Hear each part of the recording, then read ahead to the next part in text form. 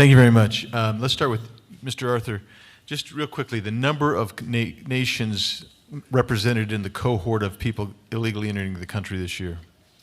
Pretty much every nation on the face of the earth. You'll hear numbers running from 150 to 186 different nationalities. We've gotten people from Nepal to Nigeria to Nicaragua, including Guadeloupe, which technically is a department of France, is as much as France as Paris is. So yeah, the door is wide open to anybody in the world to come here. And Sheriff Daniels, let's talk real quickly. What is the actual dollar amount you have had to incur to incarcerate criminal illegal aliens? We have a captain. Am I on? We have a captain for the sheriff's office that addresses all our grant and special programs to include this billing and oversight. He told me just this week that we just put a bill in over the last 18 months, which is over $6 million for border-related incarceration costs. And thanks to the state of Arizona, people like Representative Griffin and others that have support us down here. Otherwise, we'd be in trouble.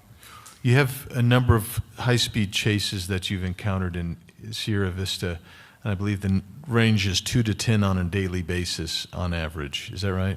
Yes, we had just the ones we got our hands on that we didn't disengage for community risk or for other reasons. We had 121 people booked in our jail just for failure to yield / pursuits in 5 months. In 5 months, 121 in 5 months. And so some of these have resulted in severe fatality crashes or severe injury crashes. So not only do you have the incarceration costs, you have the enforcement costs. This community is enduring medical costs. And the mayor indicated to me earlier today that on occasion the hospital has actually had been unable to take new admittances because of the dealing with illegal aliens and the health issues that they might have or accidents caused by them. One of the biggest risks is the lack of respect or order by these criminal cartels. As stated earlier, majority of people we see from all of the United States via social media come here to pick up for smuggling purpose due to the fact it's very lucrative. It ranges from $1,500 to $2,500 per person to drive them from Cochise County to Phoenix, Arizona, or Maricopa County area. You pick up 4 or 5, you can see the numbers adding up very quickly. But the cartels tell these drivers, who a lot of them have criminal backgrounds, to just speed, just go as fast as you can, get out of Cochise County. That places, again, my citizens in harm's way, which has become terrorizing when they see red and blue lights. The message here in Cochise County, if you see them, pull over right away, but just for your own safety. It's not a good situation. Let's go back to you, Mr. Arthur, for just a second. Yuma Hospital reported to me last year, over about an 8-month period, they had lost almost $25 million in uncompensated care due to illegal aliens who'd come in and use their emergency department, and also that they were averaging 5 illegal aliens in the maternity ward on a daily basis. Can you expand on what that's done to communities across the country, particularly border communities? By the way, I'll just add that when I was in Eagle Pass last week, I was told that they just like here, they have times that their hospital is closed to new admittances from the local community because they're dealing with illegal aliens that are in the hospital. So tell me what we see nationwide. So it's important to keep in mind that right now we're seeing what Yale News, I think back in September 2022, called a crisis in emergency departments. We think of them as emergency rooms. Hospitals deem them emergency departments. And that many of them were reaching peak capacity. Yeah. And one of the things that they mentioned in the article was that when those EDs reach 85% capacity, the average wait time is more than 6 hours for people to get through. Most of the people who come to the United States, as I mentioned in my opener, don't have health insurance.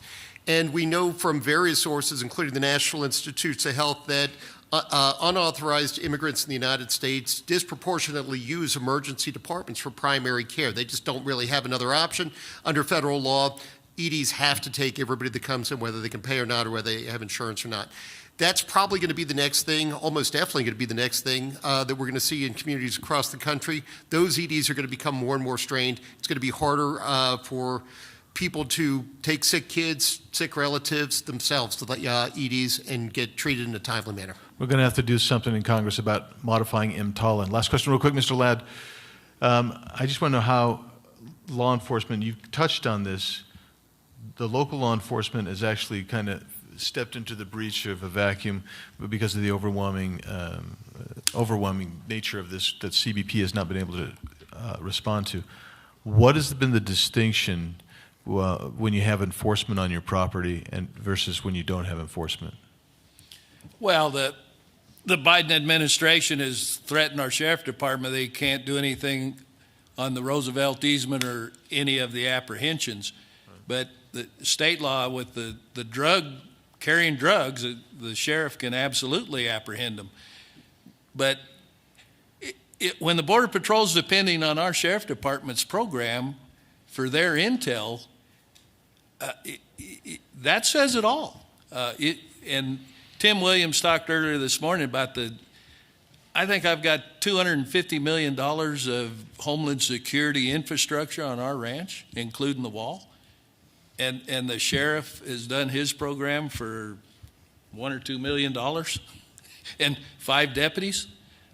That sums up the whole hypocrisy of what Homeland Security is doing on the border.